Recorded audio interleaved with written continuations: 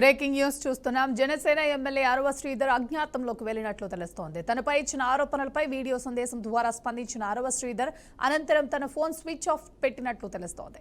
న్యాయవాదుల సలహా తరువాత ఆయన బయటకు వచ్చే అవకాశం ఉన్నట్లు సమాచారం. దీంతో కుటుంబ సభ్యులతో మాట్లాడి విచారణకు పిలవాలని జనసేన నిర్ణయం తీసుకున్నట్లు పార్టీ వర్గాల్లో చర్చ జరుగుతోంది. ఇప్పటికే తన వీడియోలో శ్రీధర్ కీలక వ్యాఖ్యలు చేశారు.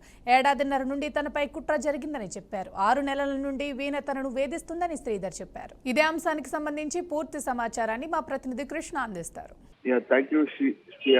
ఏదైతే రైల్వే కోడూరు ఎమ్మెల్యే పూర్తిసారి అయితే మనం చూసాము. ఇదివరకే వీణ పలు రకాల ఆరోపణలు చేసింది. అయితే ఆమె రైల్వే కోడూరులో ఉన్నటువంటి సచివాలయంలో జూనియర్ అసిస్టెంట్ గా ఆమె వర్క్ చేసేది. అయితే ఈ నేపథ్యంలో చూస్తే ఇద్దరికి కూడా దాదాపు 2 సంవత్సరాల నుంచి కూడా ఇద్దరికి ఒక ఏమంటారంటే ఒక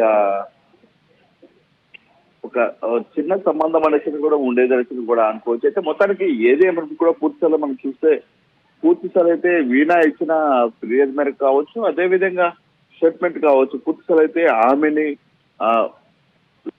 చూడడానికే ఈ విధంగా చేశారంటూ కూడా పలు రకాల ఆరోపణలు చేస్తాయి. అయితే మొత్తానికి చూస్తే పూర్తిసారి జనసేన ఎమ్మెల్యే ఉన్నటువంటి ఆరవ శ్రీధర్ అయితే పూర్తిసారి అయితే ఇప్పుడు అజ్ఞాతవాసంలో ఉన్నారని కూడా పలు రకాల ఆరోపణలు వినిపిస్తున్నాయి. అయితే మొత్తానికి చూసుకుంటే వీణ చేసిన ఏదైతే ఆరోపణలు కావచ్చు, అదే విధంగా ఆమె కూడా దాదాపు 3 కోట్ల వరకు కూడా ఆమె డిమాండ్ చేసిందని కూడా పలు రకాల ఆరోపణలు వినిపిస్తున్నాయి. అయితే మొత్తానికి ఏదేమైనప్పుడు కూడా ఇద్దరికి స్నేహభావం అనేది కూడా ఉందనేసరి కూడా పూర్తిసారి అయితే కొంచెం వరకు అయితే పూర్తిసారి సమాచారం ఉంది. అయితే మొత్తానికి ఏదేమైనప్పుడు కూడా ఇప్పటికే మనం చూసాము జనసేన సంబంధించి రైల్వే కోడూరు ఎమ్మెల్యే తిరుపతి జిల్లా సంబంధించి అయితే ఎమ్మెల్యే సంబంధించి అదే విధంగా వీణాకి ఇద్దరి మధ్య కూడా ఒక స్నేహభావంగా ఇద్దరు కలిసిమెలిసి ఉన్నారని కూడా పలు రకాల ఆరోపణలు వినిపించాయి. అదే విధంగా ఇప్పుడు చూస్తే పూర్తిసారి అయితే నన్ను మోసం చేశాడు అంటూ కూడా ఆమె ఆరోపణలు చేస్తుంది.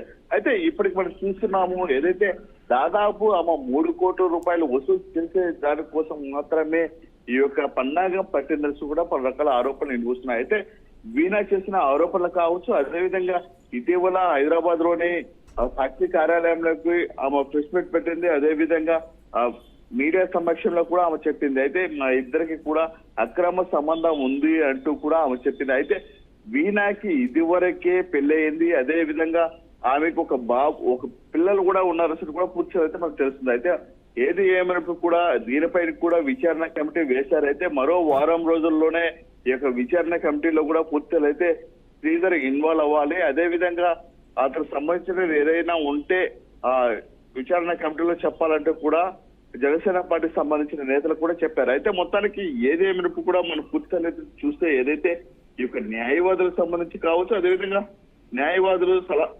సలహాలు తదితర అంశాలపైన కూడా అతను మాట్లాడే అవకాశం కూడా ఉందని కూడా పూర్తిగా మనకు తెలుస్తుంది. అయితే ఏదేమైనప్పుడు కూడా వీణ ఇచ్చిన స్టేట్మెంట్ కావచ్చు, శ్రీధర్ వాళ్ళ అమ్మ ఇచ్చిన స్టేట్మెంట్ కావచ్చు, అయితే పూర్తిగా అయితే ఇప్పటికే వీణా పైన కూడా కేసు నమోదు చేయడం జరిగింది. అయితే శ్రీధర్ ని వేధిస్తున్నది అనేది కూడా వాస్తవం అంటూ వాళ్ళ అమ్మ చెప్పడం జరిగింది. దీనిపైన కూడా ఒక విచారణ కమిటీ వేశారు. అయితే ఈ యొక్క విచారణ కమిటీలో అయితే ఏది ఏమిటి కూడా పూర్తిగా అయితే శ్రీధర్ వచ్చి అతను నోరు ఇప్పుతేనే ఇవన్నీ బయటకు వస్తాయి అంటూ కూడా పలు రకాల విమర్శలకు దారితీస్తున్న పరిస్థితి అయితే ఎంతైనా ఉందని అనుకోవచ్చు.